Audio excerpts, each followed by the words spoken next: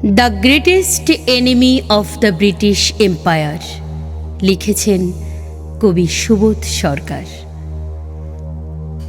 রাত তখন 1:15। তিনি দোতলা থেকে এলগিন রোড দেখলেন, নিঝুম, নিস্তব্ধ। পথে পথে গোয়েন্দার টিকটিকি, যাতে কোনো মাছি গলতে না পারে। সেদিন লন্ডনের হেডকোয়ার্টার্সও জানত Subhas Chandra Bose the greatest enemy of the British empire.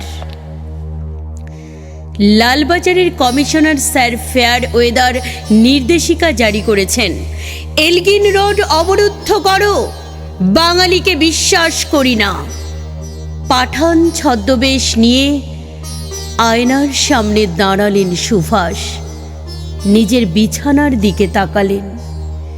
কি হবে নরম শয্যায় যদি কান্না শুনতে না পাই? গাড়িতে এসে বসলেন। গাড়ি কলকাতা পার হয়ে জিটি রোড ধরল। ব্যান্ডেল, চুচুড়া, শক্তিগড়, আসানসোল অতি দ্রুত পার হয়ে গেলেন বেঙ্গল বর্ডার। কে পার হলেন? The greatest enemy of the British empire. Sir Fairweather বুঝতে পারেননি, এলগিন রোড অবরুদ্ধ করে রাখলেই ভারতকে আটকে রাখা যায় না।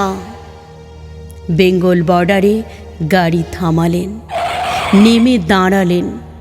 পূব দিকে মুখ করে প্রণাম করলেন বাংলাকে, মুখে বললেন মা।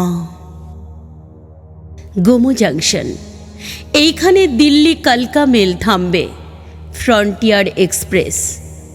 ততক্ষণে সারা কলকাতা জুড়ে শুরু হয়ে গেছে তল্লাশি।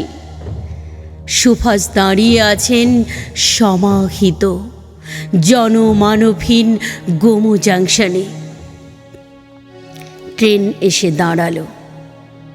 সুভাষ একবার পেছন ফিরে তাকালেন তিনজনের দিকে, শিশির, অশোক আর মীরা। তারা আর তার ভাইপো নয়, যেন তিনজন শিকল পরা মানব মানবী। তাকালেন অপমানিত ভারতবর্ষের দিকে।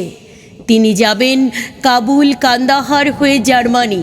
তাঁর লক্ষ্য নিজস্ব সেনাবাহিনী, তাঁর লক্ষ্য স্বাধীন ভারত।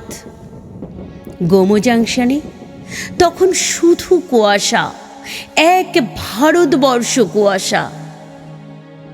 শিশির, অশোক আর মীরা পায়ে হাত দিয়ে প্রণাম করলেন তাদের কাকাকে।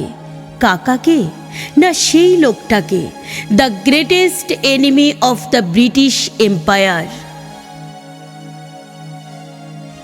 এত বড় সম্মান বাঙালি আর কখনো পায়নি।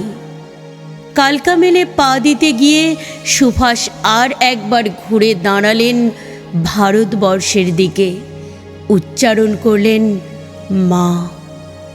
ট্রেন ছেড়ে দিল। ইঞ্জিনের ধোঁয়ায় ভরে গেল গোমো জাংশন। ধোঁয়া আর কুয়াশার মধ্য দিয়ে চলে যাচ্ছে ট্রেন। একটা লোক একা একা একা একা চলেছেন ভারতের স্বাধীনতা আনতে।